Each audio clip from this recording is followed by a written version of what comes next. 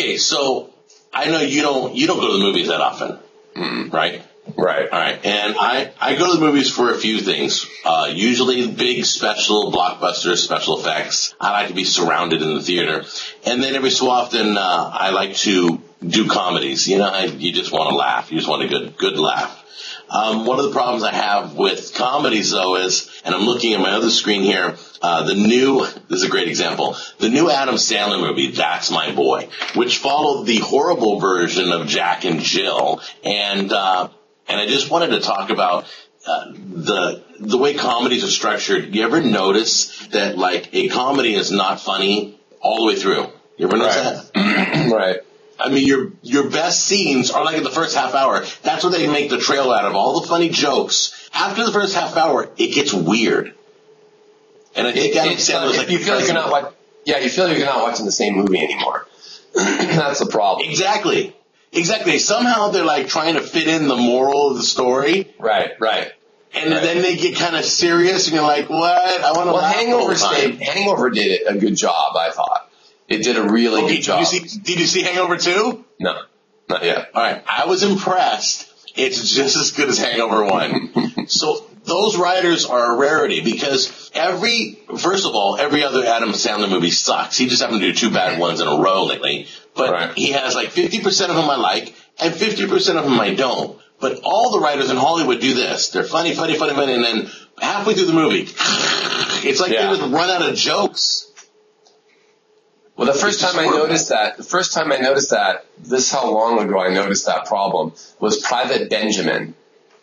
That's a perfect example of a movie. Goldie Hawn, right? Huh? Was it Goldie Hawn? Yes. You have all these antics of this rich girl in the army, right? And she's, and that's great. But then it quickly devolved into a drama. And if you look, it's like somewhere between between Act 1, the end of Act 1 and the middle of Act 2, it just became a different movie. And so at some point it just falls apart. And it's still an okay movie, but it's just not funny. It just doesn't have enough funny in it.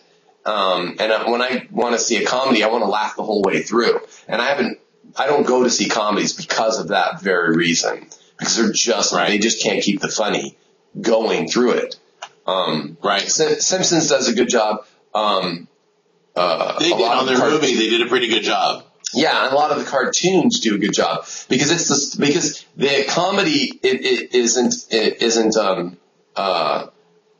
don't run out of funny. They take Private Benjamin. Because I'm thinking of it. Okay, here it is, a rich girl in a situation. So it's a fish out of water kind of thing, right? So you've got this fish out of water story, but you've only got that much of it that you can do. You can only show so much of that, and then the funny part runs out, right? And then it becomes a story about her becoming her own person, blah blah blah, and what she learns from this. So that's where the problem occurs. Whereas the Hangover thing is situational throughout the whole story, and then the funny stuff happens out of that. It isn't this fish out of water. The problem with fish out of water comedies is that you can't keep that going. You just can't keep the right because the person has to have an arc. They have to have a change, and it just falls apart. So yeah. Okay, so the master of this problem is every single Saturday Night Live alumni. Every time they leave Saturday Night Live and they start doing movies, and Chris Rock did the worst job of it because Chris Rock tried to do his stand-up comedy in movies and completely failed. You heard all his jokes in the movie. You're like, he did that on stage. Why? What? There's nothing else to write about? Right. And Saturday Night Live's horrible at this. Will Ferrell, Eddie Murphy, Chevy Chase, Dan Aykroyd.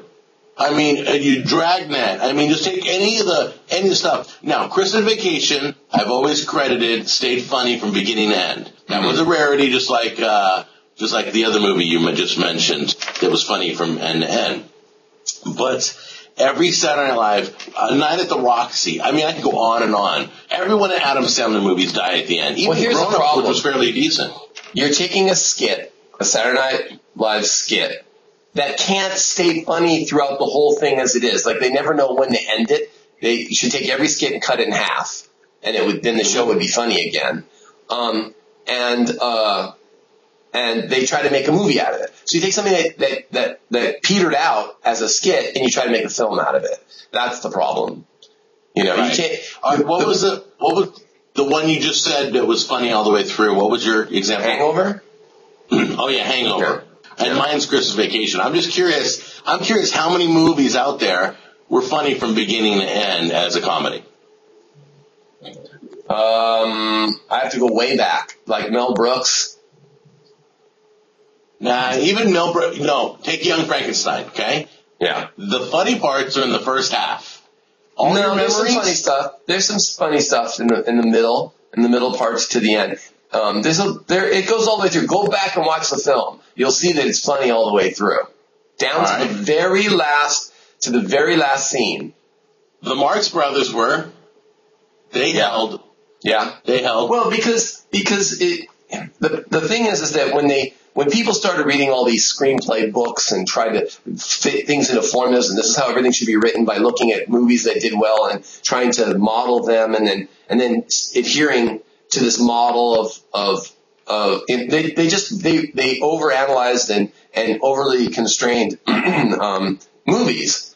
And if you look at the Marx Brothers, excuse me, if you look at the Marx Brothers, it's this thin nothing plot with a bunch of antics going on. It's a completely I different. love Thin and Nothing. Right, and that particular thing is works, but you would never see that in Hollywood today because nobody would look at that script and say, "Well, where's your inciting incident? Where's the character arc? And where's all this, Right. mumbo jumbo that you have to check off some checklists? Otherwise, it doesn't get approved."